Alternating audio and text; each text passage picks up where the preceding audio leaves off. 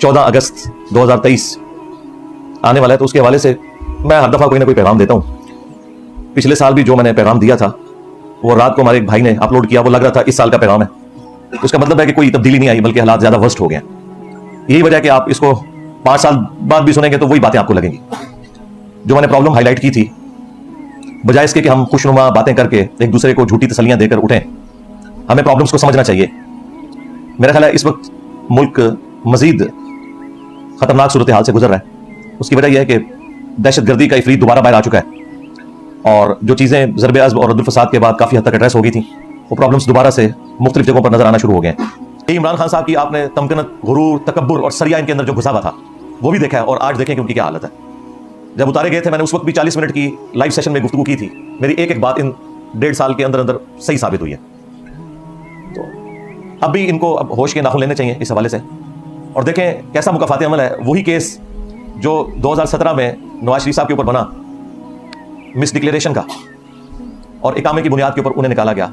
बाकी जो करप्शन वाला एक मामला था वो तो ना इधर की अदालतें साबित कर सकी, ना यूके की अदालतें साबित कर सकी, उल्टा उनको क्लीन चिट मिली।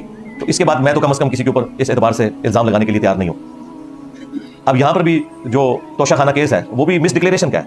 ये जिस केस में अभी इनको सजा हुई है चेयरमैन पीटीआई को, जिसको वो घड़ी चोरी केस कह रहे हैं, वो घड़ी चोरी केस नहीं है, बल्कि उन्होंने इलेक्शन कमीशन के जो फॉर्म के अंदर जो एहसासों में इन चीज़ों को शो करना था वो नहीं किया। सेम वही केस है जो नवाज शरीफ साहब का था, बल्कि ये थोड़ा वर्स्ट ही है। उन्होंने तो तनख्वाह जो बनती थी अपने बेटे से नहीं ली, यहाँ पर तो इन्होंने वो सब कुछ अवेल किया, करोड़ों रुपए में वो घड़ियां बेची।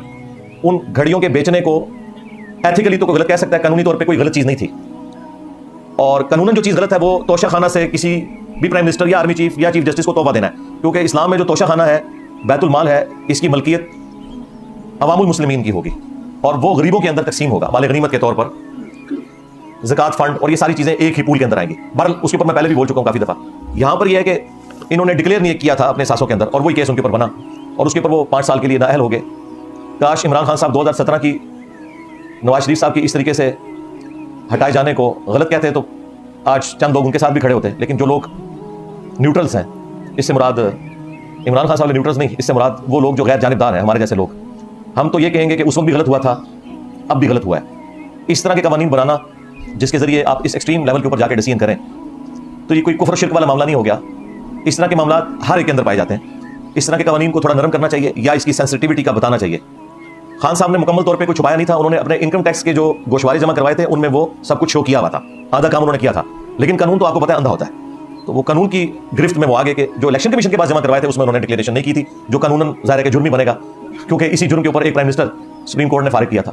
तो वो चीज़ें पलट के उसी तरीके से वापस आ रही हैं। इस वक्त भी जो लोग हुक्मरान हैं, मैं उनसे भी रिक्वेस्ट करूंगा कि आप इस एक्सट्रीम पे आगे ना जाएं कि कल को वक्त बदले और खुदा न खास्ता कोई ऐसे मामला आए और फिर ये लोग आपसे बदला ले रहे हों। जब तक ये लोग अपोजिशन में थे उस वक्त बबांगे दौल कहते थे कि अगर हमें कभी मौका मिला तो हम खान साहब के साथ ये कुछ नहीं करेंगे। लेकिन एक एक करके वो सारी की सारी चीज़ें होती भी आपको नजर आ रही हैं। अदालतें भी किस तरह मैनेज हो रही हैं वो भी आपको नजर आ रहा है, और किस तरीके से मामला को बिगाड़ा जा रहा है, उसमें खान साहब का भी कसूर है।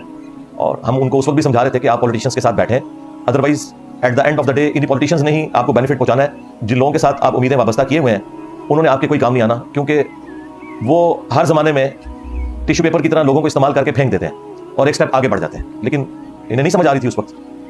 जुलाई में इलेक्शन मिल चुके थे, बस सिर्फ खान साहब को जो लोग फूक चढ़ाने वाले थे उनमें से एक तोहफा हमारे जेलम शहर का भी था, जो सबसे पहले छोड़ गया, और वो इस तरह की रूड लैंग्वेज यूज़ करता था जलसों में, और हम उस वक्त भी कह रहे थे कि ये आपको मरवाएगा, ये रेड लाइन को क्रॉस कर रहा है। इस तरीके से गुफ्तगू कोई भी पसंद नहीं करता, सीधी सी बात है।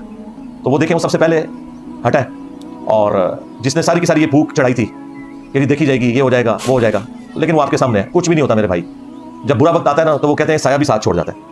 हाँ, आप अच्छी काज के लिए अपने उसूलों पे कंप्रोमाइज़ ना करते हुए अच्छे तरीके से चलें, फिर अल्लाह ताला की तरफ से कोई तकदीर गालिब आ जाए, जिस तरह हुसैन इब्न अली के साथ हुआ रज़ियल्लाहु ताला अन्हु अलैहि सलाम, तो उस पर तो फिर सब्र आ जाता है। लेकिन जब आप गलत मामलात को गलत तरीके से लोगों के सामने प्रेजेंट करते हुए चलें, फिर जाहिर है कि आपके साथ कोई इस तरह की हमदर्दी वाला लेवल पे जाके हम हमदर्दी नहीं कर सकते, सिवाय इसके कि हम आपके मुखालफिन को ये समझाएं कि जो कुछ आपके साथ हुआ था वो कुछ आप अपने मुखालफिन के साथ ना करें।